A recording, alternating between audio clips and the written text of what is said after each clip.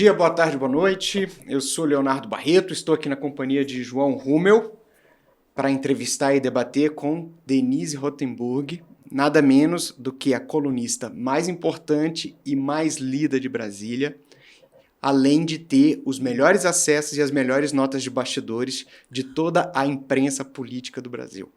Não estou exagerando, Denise. Para mim é uma honra e um prazer muito grande ter você aqui.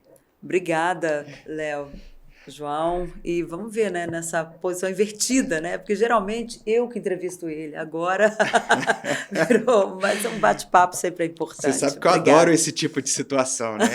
É a vingança dos entrevistados. Vamos lá. E a gente vai falar nada menos do que da Terceira Guerra Mundial, né?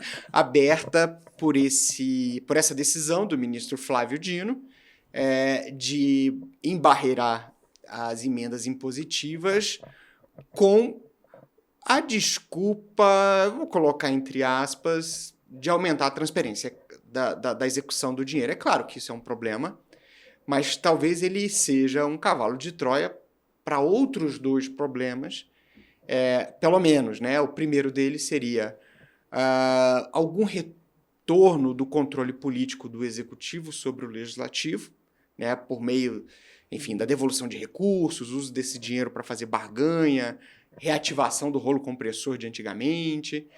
E o segundo, de uma questão fiscal, né, de buscar recursos para alimentar o PAC. Denise, você que está no fronte disso tudo, né, como é que essas tensões afetam o segundo semestre do governo Lula? Como é que isso mexe com o equilíbrio entre os poderes para esse restante de mandato? Olha, primeiro que equilíbrio entre os poderes a gente não tem, e eu não acredito que tenhamos esse equilíbrio até o final do ano e talvez até mais para frente, né? Nós vamos continuar nesse foco com atenção no ar por muito tempo. Primeiro, os congressistas não vão aceitar perder poder sobre o orçamento. O governo não conseguiu, nesse movimento com o Supremo, ou do Supremo, né, porque o Lula disse que ele não tem nada a ver com isso, segundo o Arthur Lira, só ele, Lira, acredita, mas os 512 deputados não. Então, é preciso que a gente primeiro vamos ver esse movimento do Supremo. Não, o governo não conseguiu o que queria. O que o governo queria? Era aumentar o controle sobre o orçamento e reduzir a quantidade de emendas. Ficou acertado ali o seguinte: vamos ter transparência, ok. Então tá bom. Vamos, como é que vai ser essa transparência? Isso a gente vê depois. Eles vão começar a avaliar como fazer isso daqui para frente. Eu conversei com muitos deputados essa semana e eu ouvi deles, depois dessa reunião, o seguinte: olha, se é para ter transparência, que seja em tudo. Aí vamos incluir o dinheiro que os ministros levam para a sua base, ministros do governo Lula, como é que eles distribuem esse dinheiro, quanto que o Palácio do Planalto gasta nos cartões corporativos, o que pode ser sigiloso, o que não pode, isso vai ser reavaliado. Vão rever, inclusive, os critérios desses gastos sigilosos do Planalto. Ou seja, vem aí uma guerra. Você tem razão, é a Terceira Guerra Mundial. Muito difícil encontrar um equilíbrio numa situação como essa. Agora, Denise, foi um ato de força do STF, né? E um ato de força protagonizado por um ministro político, talvez pelo ministro mais político da corte. E que tinha acabado de chegar, né? Que tinha acabado de chegar. Aliás, até um parênteses, né? Uma questão que eu acho que é interessante colocar. Assim, o quanto que Pacheco e Davi Alcolumbre serão cobrados por isso. Mas, enfim, depois a gente entra nisso. Mas o mais importante é o seguinte: até onde o Supremo vai? Porque os deputados, como você disse, não vão recuar. O presidente Lula quer uma posição de espectador, mas os interesses do governo estão bem claros. E você tem, por fim, o Supremo exercendo uma posição de força. Até onde o Supremo vai? Bom, até aqui o Supremo deu todo o aval à decisão de Flávio Dino de suspender as emendas impositivas no momento que aquela decisão foi unânime. né? Mas no momento em que os deputados, ok, vamos fazer a transparência, fica difícil o Supremo dobrar a aposta, porque tem que ver agora o que vem de lá, né? Porque também o governo, ninguém vai querer botar fogo no parquinho. Tem isso, a gente também não sabe como é que são os gastos do Supremo Tribunal Federal. Também eles precisam botar isso às claras daqui para frente, né? Quanto que cada ministro recebe, de diária, volta e meia sai aí uma informação que fica todo mundo, poxa vida, olha lá, eles estão gastando os tubos. E quem vai fazer as leis é o poder legislativo. Não é o Supremo que vai dizer, olha, tem que ser assim, assim, assado. Não. Isso quem vai dizer é o Poder Legislativo. Eles, como o João Rumel lembrou em outras oportunidades, a gente teve lá atrás a PEC para as emendas impositivas. Primeiro eles tentaram colocar isso na Lei de Diretrizes Orçamentárias. Aí não deu certo. Então vamos transformar isso em proposta de emenda constitucional, aprovaram no plenário, pronto, aí as emendas impositivas. A mesma coisa aconteceu depois com outros tipos de emendas. Então, é uma coisa que o Congresso vai dizer agora. Eu acredito que a bola, nesse momento, não está mais na mão do Supremo. A bola, neste momento, está no pé de Arthur Lira e de Rodrigo Pacheco. Tem que ver como é que eles vão jogar para depois o Supremo poder ver como é que vai. Se vai defender, né? Se vai apitar, dizer, opa, cartão vermelho, cartão amarelo. Enfim, a gente vai ter que avaliar aí como é que essa relação vai se dar, porque a bola está com os dois. Só, o que a Denise está colocando é muito importante. Olha só, o que a Denise está colocando aqui, e é importante a gente analisar, que é o seguinte, a Denise acabou de colocar o seguinte, o executivo, o judiciário pode espernear do jeito que quiser para mostrar poder, mas quem tem o poder do voto popular de escrever a norma é o legislativo. Olha só, o Poder Executivo, durante a vida inteira, a história, tinha a pauta através das medidas provisórias e tinha o poder de persuasão através das verbas das políticas públicas. A liberação é a conta-gotas, né, do orçamento. Hoje, isso já passou para o Legislativo. E o Legislativo tomou o poder da caneta deles.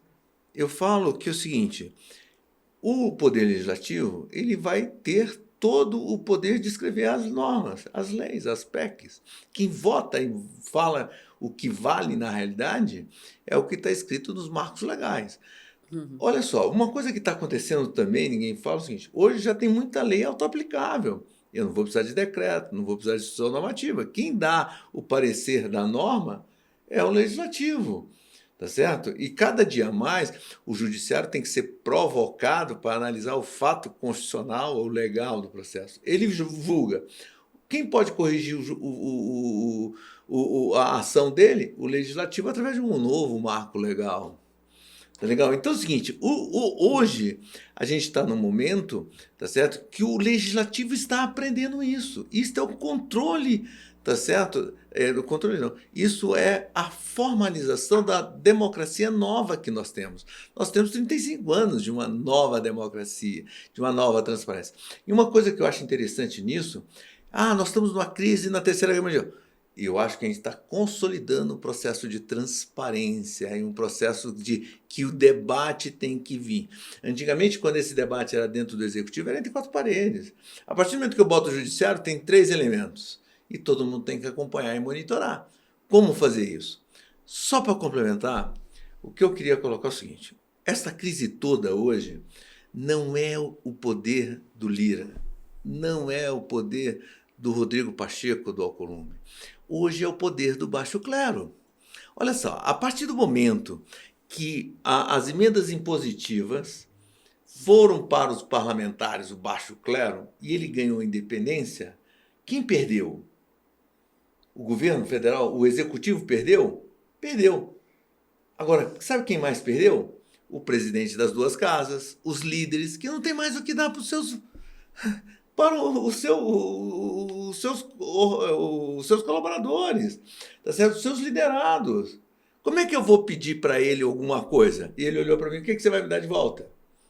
A emenda impositiva já é liberada mesmo. Ele já está pronto, tem que dar algo mais. O Lira, esse ano, se vocês perceberem, ele fez uma modificação das emendas de bancada, tá certo? Num acordo com o governo, que trouxe para ele o poder dele fazer isso. Só que é muito pouco. Enquanto os caras têm lá 40, 50, ele conseguiu 10. Tá certo? Então é o seguinte, hoje eu vejo os jornais, e só complementando, falando assim, o Lira e o Pacheco perderam. Rapaz, eles, na minha opinião, eles ganharam um momento onde eles estão virando líderes para o baixo clero, coisa que eles não estavam sendo. E aí vai fortalecer eles nas eleições de março, na minha opinião, de fevereiro, na minha opinião. Agora, quando eu pergunto até onde o STF pode ir, o que eu quero dizer é o seguinte, pelas regras atuais do jogo, o Congresso está preservado nas suas competências, né, e na sua capacidade. Agora, o STF tem a capacidade de mudar a regra. E aí como ele já fez em outros temas, né? Como ele pode fazer isso? Por exemplo, decretando que o orçamento impositivo simplesmente é contra uma cláusula pétrea da separação de poderes e voltando com o orçamento autorizativo. É claro que eu estou pensando num cenário extremo, tá? Por isso que eu pergunto, o STF tem condições políticas de dar um passo como esse? Vou até atravessar a Denise aqui, eu peço até desculpa para você. Olha só, quem é que tem a capacidade de convocar uma nova Constituição? Pedir um plebiscito para ter uma nova Constituinte? O Supremo? Não. É o Legislativo. Estica a corda que eu estico de cá. Eles querem? Só isso que eu pergunto para você. E aí, se a gente tem um jogo de estica?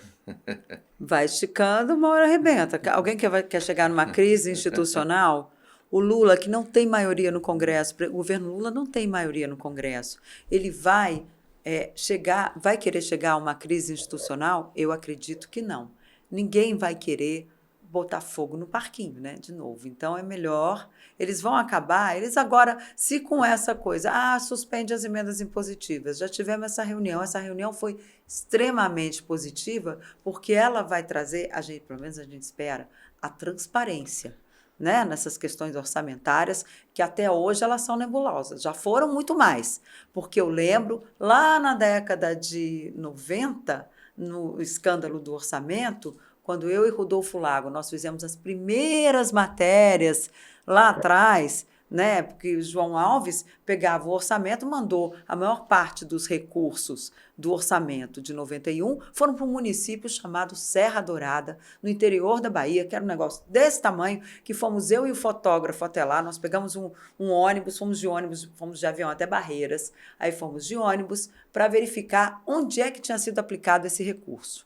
Né? Eu não me lembro mais o valor, enfim, se era cruzado, cruzeiro, porque era tanta moeda naquela época que a gente nem sabe direito qual era a moeda utilizada. Para você ter uma ideia, não era nem governo Fernando Henrique ainda, né? Fernando Henrique foi eleito em 94, isso era governo... Acho que governo Collor, né? Governo Collor, exatamente, governo Collor. Aí a gente chega lá, fomos lá, era um conjunto habitacional que tinha sido construído, chega lá uma placa linda, Vila João Alves. Opa! Aí fui perguntar para as pessoas que estavam morando lá, a senhora conhece o João Alves, né, e tal, não sei o quê. Não, conheço não, senhora. Falei, mas vem cá, que a gente já tinha feito cruzamento, um parênteses, ele tinha sido mais votado naquele município. Mas vem cá, ele foi o mais votado aqui, a senhora nunca viu o João Alves? Tem uma placa aqui nessa vila habitacional com o nome dele, a senhora nunca viu o João Alves? Não, não, senhora, ele nunca veio aqui não, mas o prefeito disse que foi ele que mandou o dinheiro para construir a minha casa.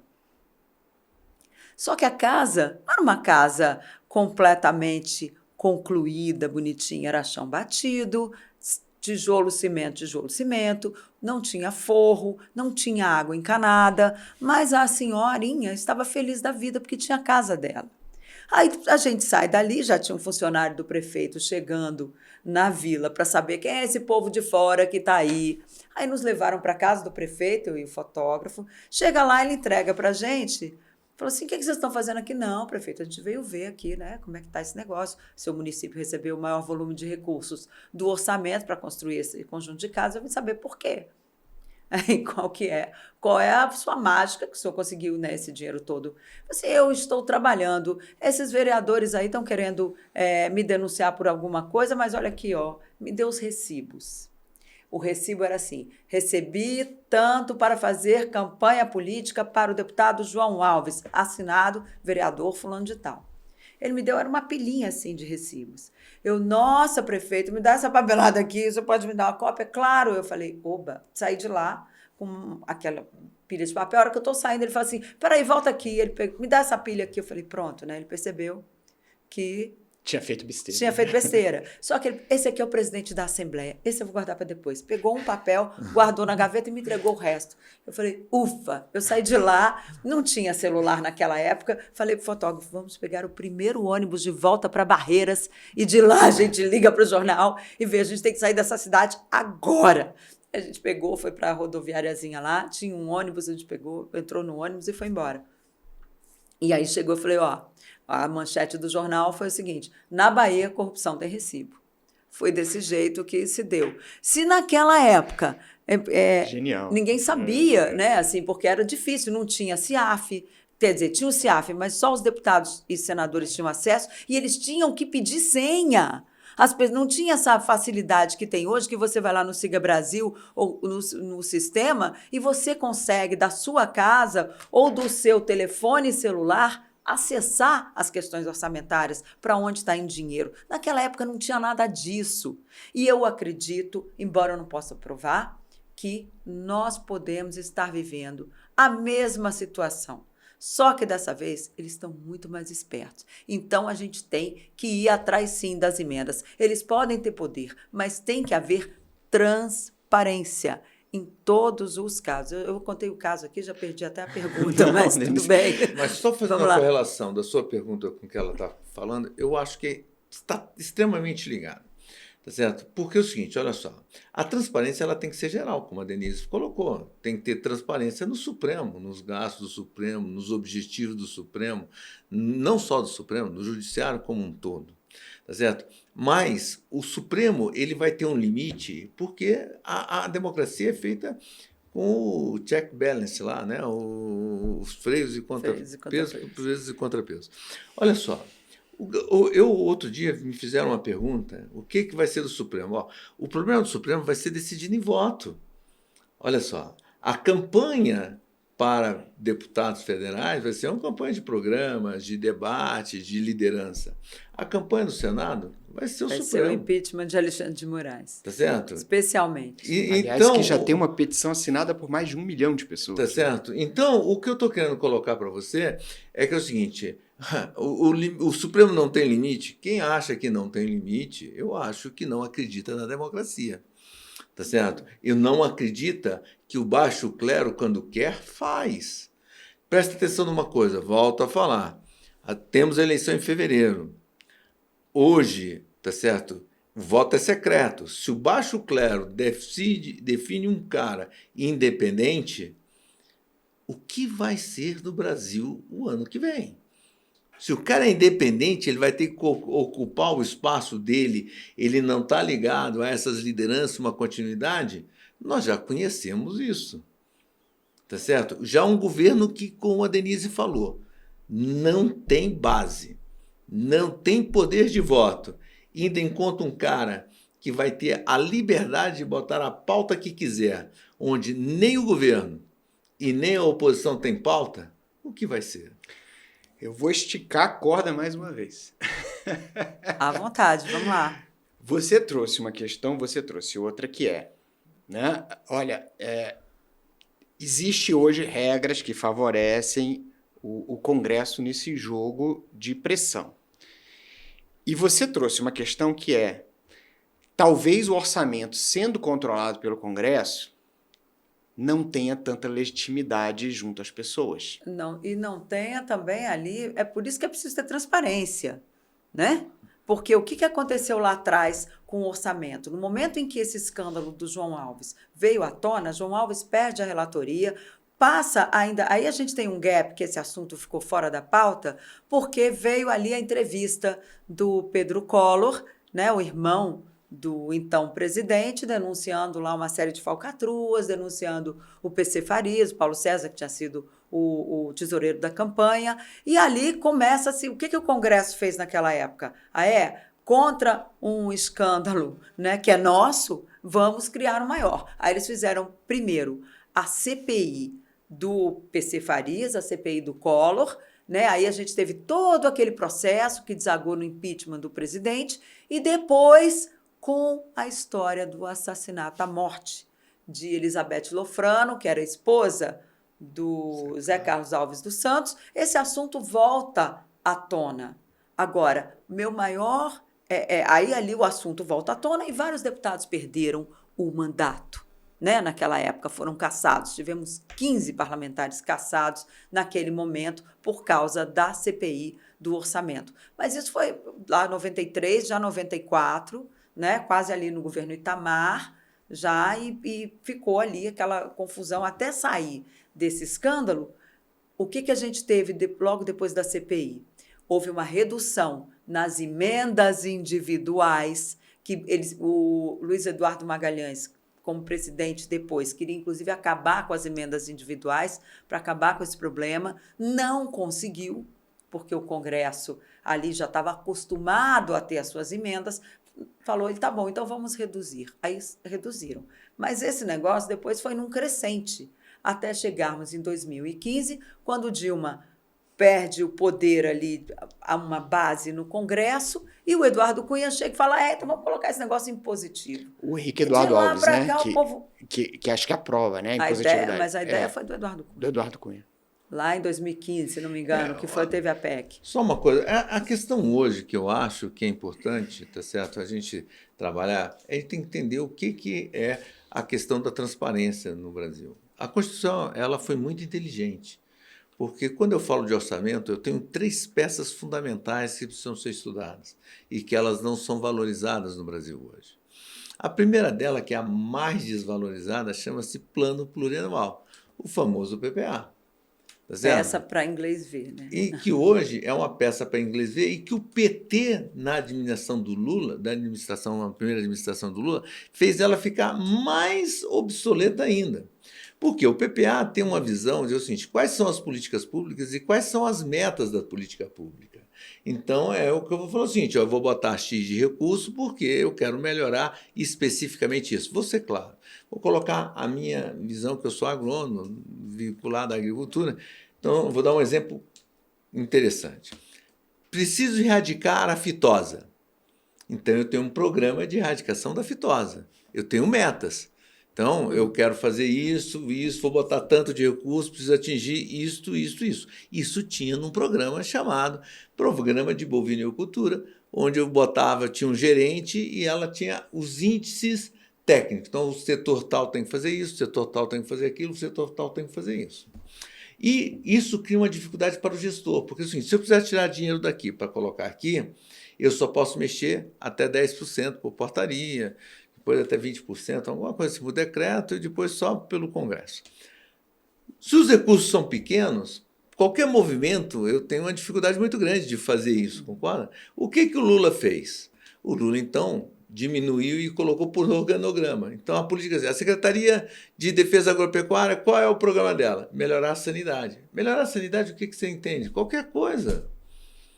Eu pintar uma parede e melhorar a sanidade, concorda? Qual é a meta? O que isso atingiu na meta? O que isso colaborou com a meta? E aí abriu espaço para o que está hoje. Se não tem controle, se não tem parâmetro e eu não sei o que está acontecendo, é porque as políticas públicas estão sendo mal estudadas e mal feitas. E abre essa possibilidade de desvio e de aplicação errada. Isto vale para tudo isso. Olha só, então estou colocando isso para você o seguinte, olha só, o dinheiro que é o PIX, a regra do PIX, é a regra do Fundo de Participação dos Municípios e dos Estados. Tá certo? Quando se tem a distribuição de uma verba federal que vai para os estados e municípios, qual é a regra de fiscalização? É a mesma da PIX. Agora, o parlamentar é mau caráter, o executivo não? Qual é a diferença? Como é que é o controle? Qual é a transparência? Pois é, tem que ter Tá transparência certo? de Então, o que eu todos estou os falando para lados. você, quando você olha que não tem plano, não tem políticas públicas metrificadas a serem atingidas, tá certo? E o governo acha que o Congresso é bandido, vai ter uma reviravolta. O governo não, o executivo, o judiciário, quer transmitir isso para a sociedade, que o parlamentar é bandido, pô, onde a regra é a mesma, qual é a transparência de um e de outro? Então é o seguinte, o que eu acho que isso vai começar a trazer tudo isso para a tona, e o que a Denise mais uma vez falou. Olha só, essas regras vão ser colocadas no papel. Quem vai colocar no papel, quem é? É o legislativo. É o legislativo. Pois é, aí aqui a gente tem uma bifurcação no caminho. Né? Assim, de um lado, pode prevalecer a proposta feita, né, nos bastidores pelo Congresso, dizendo assim, ok, vamos achar regras de transparência para tudo, e aí o ganho disso seria o Legislativo vai manter o seu quinhão, né, vai manter a parte do orçamento que hoje lhe cabe. Que, aliás, é o que está previsto aí, né? Nesse acordo desenhado Agora, aí.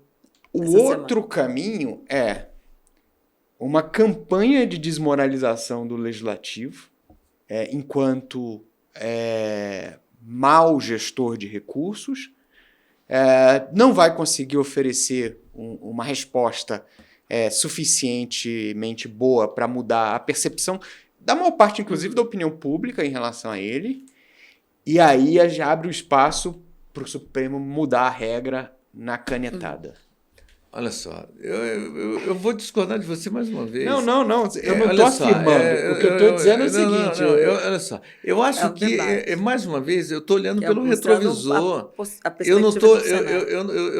Olha só, quando eu faço esse tipo de afirmação, eu estou olhando para um retrovisor, para um passado, que eu não vou passar por ele mais. Tá certo? Olha só. O cenário lá era muito diferente, né, do que a gente tem hoje. Então, não vamos repetir. Você também acha que não vamos repetir? Acho que não repete, mas pode até vir. O próximo presidente da Câmara não vai, por exemplo, sugerir de novo uma redução das emendas controladas pelo... Vai ser campanha dele aumentar. A campanha dele vai ser o contrário. O STF não vai bancar um cancelamento das regras de orçamento impositivo e retornar ao orçamento autorizativo. Não tem chance disso acontecer. Quem vai fazer uma nova PEC sobre isso? Eu não sei. Quem vai fazer uma nova PEC regulamentando isso em cima do... Olha só, se ele colocou o Se o Dino só cancela o que existe... Eles vão criar uma regra, ele vai ter que justificar o cancelamento, não vai? Eu pego a justificativa dele e corrijo em cima da justificativa dele. Ele vai ter que arrumar outra justificativa.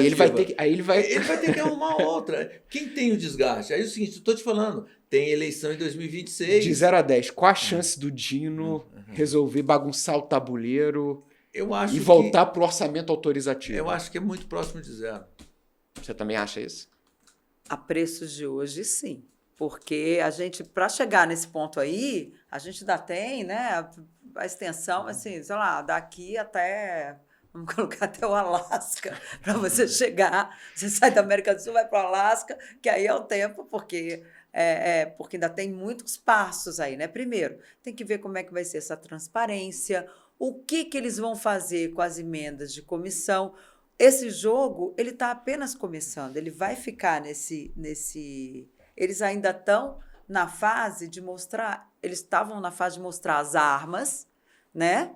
Cada um mostrou as armas que tem. O Lira, inclusive, desarquivou lá duas PECs, né? Que estavam mandou para a Comissão de Constituição e Justiça, que estabelece ali controle sobre o Poder Judiciário e limita, inclusive, as decisões monocráticas. Essa já tinha sido, inclusive, aprovada lá no Senado.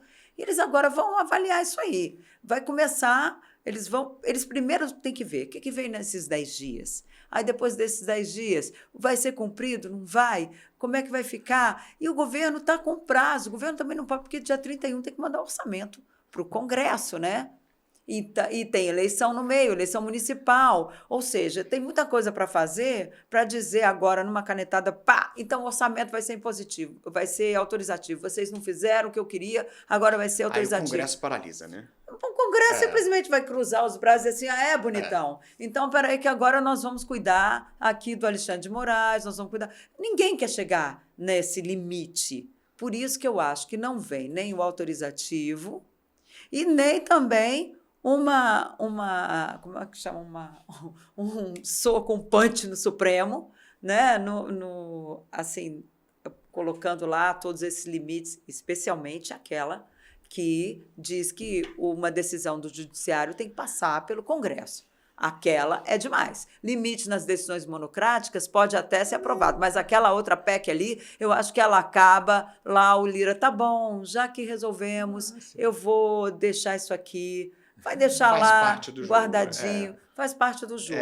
Então, mas eu quer acho que chegar eu vou só colocar só um argumento para assim. Vem cá, e se não votar o orçamento nem a LDO em dezembro? Como é que vai ser o governo Lula no início do ano que vem? Vai viver de duodécimos. Não, aí não tem nem um tostão para o PAC.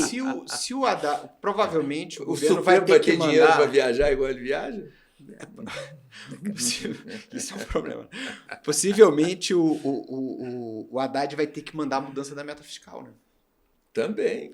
E se o Congresso não muda a meta, o ano que vem a gente tem um orçamento todo engessado por gatilhos. Não pode contratar, né? Não pode dar posse para o pessoal que acabou de fazer concurso público. Tem uma porção de limites. Uhum. Mas então a gente agora viu uma condição material, né, de limites ao próprio STF, que é uma inviabilização do governo. Né? Todos têm seus limites, né? Não dá pra... Lula tem? Essa é uma boa pergunta. Lula tem. O Lula é o que tem limites, porque ele não tem base Ele parlamentar. vai lidar bem com esses limites? Ele vai ter que aprender a conviver com as diferenças, porque não é mais o governo que ele encontrou lá em 2003. Isso mudou e muito. Ele não se acostumou. Tanto que a gente tem agora, as últimas declarações dele, nas 2 últimas semanas, foi assim, o deputado pode falar mal de mim, que ele vai receber do mesmo jeito. Olha, tem que haver limite. Tudo bem o deputado mandar lá uma emenda para o estado dele, eu até concordo, mas ele não pode controlar tudo do orçamento. Nesse ponto, ele tem razão. Não dá para o Congresso também querer, porque as políticas públicas, elas são responsabilidade do Poder Executivo executar. Quem tem que executar política pública, quem tem que definir política pública é o Poder Executivo. Não, até o Legislativo está na Constituição. Ele pode propor o Legislativo e ele tem que executar. Mas ele que executa. Mas para ele poder executar, o próprio Legislativo aprovou o Bolsa Família, aprovou Minha Casa Minha Vida. E ele executa. E tem que ter dinheiro para executar esses programas. Ele tem que negociar isso, olha só.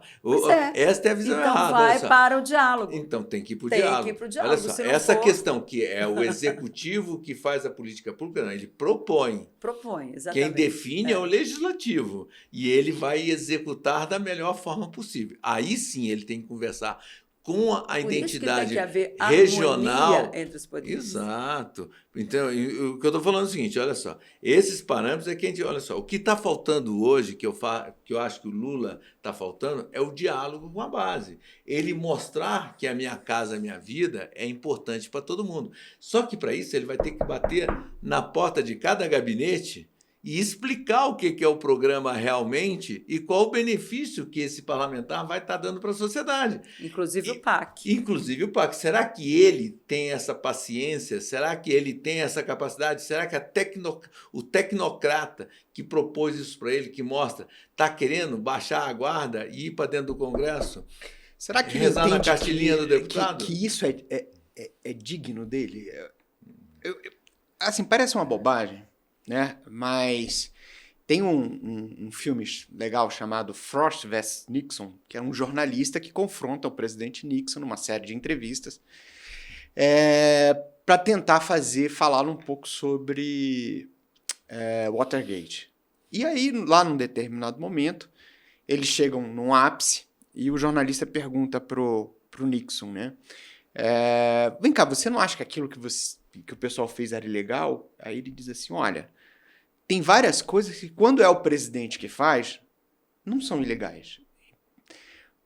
Ali, o Nixon ele traz uma ideia de que ele se via numa posição de sobreposição do sistema. Né? E aí o que eu pergunto é, o Lula tem essa mesma visão a respeito dele, no sentido de esse não é um debate que eu precisaria estar fazendo. Né? Eu sou investido aqui da autoridade dos votos, eu tenho todo o meu passado, eu tenho toda a minha história, eu não preciso fazer isso. E por isso que o Congresso estaria usurpando, né, um direito histórico que talvez ele tivesse nesse sentido. E isso é importante por quê? Porque coloca a gente numa questão. O Lula vai bater de porta em porta, porque senão, o que sobra de dinâmica até 2026? Olha, 2026 é algo que está ainda... primeiro tem que passar para 2024, né? Essa eleição. Né? A gente tem que ver o que vai sair daí. A gente está vendo que São Paulo, a vida está complicada, que é a principal capital do país. Né? Há uma polarização e entrou agora um terceiro elemento né? Que pode, inclusive, sequestrar o bolsonarismo. Até o bolsonarismo está preocupado. Até o bolsonarismo está preocupado com o que está acontecendo com esses influencers que vem por aí. Mas